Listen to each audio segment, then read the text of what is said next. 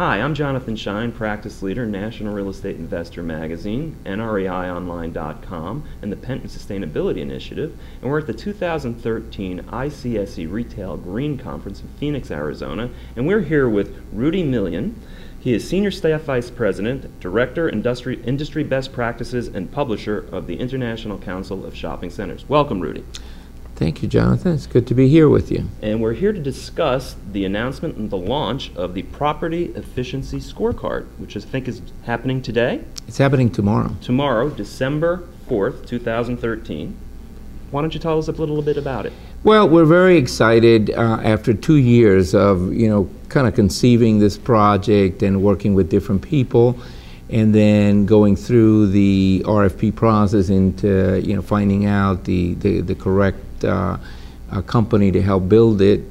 We finally put together all the specifications and have tested it, and now are ready to launch it tomorrow, and it'll go worldwide next year. Now, I understand that the idea actually came out of a 2011 Retail Green Conference?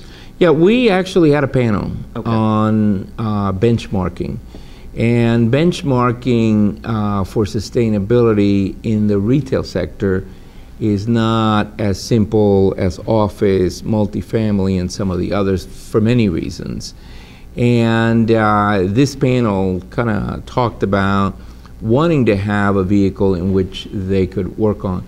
So what we did is put together a group of those people, which included most of the major developers that were here, their heads of sustainability, and we met in a room, and I pretty much asked them, if we help you develop that, would you work with us to develop the right tool for you, and would you then sign up your shopping centers? And by far, we had just about everybody in the room say, yeah, we need it, we want it, this will help our companies and our shopping centers become greener, more efficient, and that's how we decided to move forward. Well, that's the question. When you say sustainability, which is a very broad word, when you talk about benchmarking, what exactly are you benchmarking? Well, we're benchmarking mostly energy, but water usage as well, and then the whole waste management process, recycling, what's been diverted and what actually goes into the landfill. And then we're kind of look at some of the green cleaning and other aspects, but for the most part, energy will be, the key thing. That's where most of the money goes into shopping centers, whether it's open air or enclosed, and so that's where the most savings is going to be. Now, the question is, you said there were a lot of differences between, retail and shopping centers versus other types of real property. What were those differences, and why is it so hard to benchmark in the shopping center industry? Okay, so if you look at a basic office building, you can pretty much determine the type of load you're going to have in electric use. Water is a very simple process, and a lot of times the building standards that are provided to the tenants in building out the space doesn't vary as much. In retail, you could have a jewelry store with a tremendous power need. You could have a restaurant. You could have a movie theater. You have air conditioning. If you have a supermarket, you have all this tremendous amount of water used for cleaning. For example. Electronics store would generate power. Lighting really is the number one power consumption area for shopping centers. So overall, landlords really don't control everything, and for the most part, the retail tenants are separately metered, but not necessarily for water.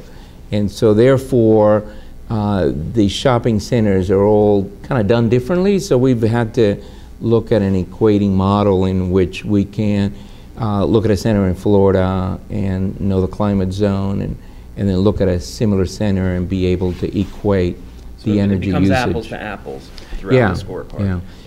Yeah, one of the things I would mention to you is that if there were no big benchmark that was industry-wide, an owner of shopping centers would still need to look at its portfolio and be able to analyze it within its portfolio. So even if we hadn't had that, they would need to go out and get that. So this allows them the ease of ICSC paying the development cost and then basically prorating the ongoing cost among all of the users so that everybody benefits, and not only can they manage their portfolio, because they'll be able to assess their portfolio, they'll be able to benchmark it within their portfolio and then within a larger set of data, and then they'll be able to make improvements, monitor that, and then finally they'll be able to use it for reporting. And there's the whole reporting aspect has become a big thing in real estate, especially with legislative initiatives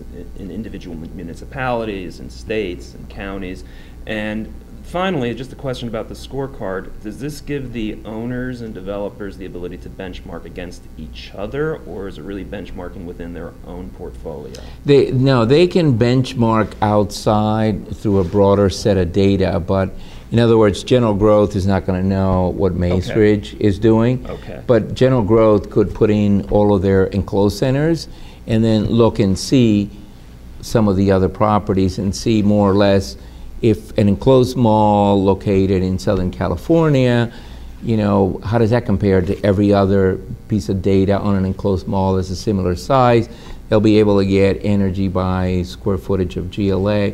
Things like that will be able to help them to determine if it's their own centers that are doing well or are doing poor when compared against a benchmark.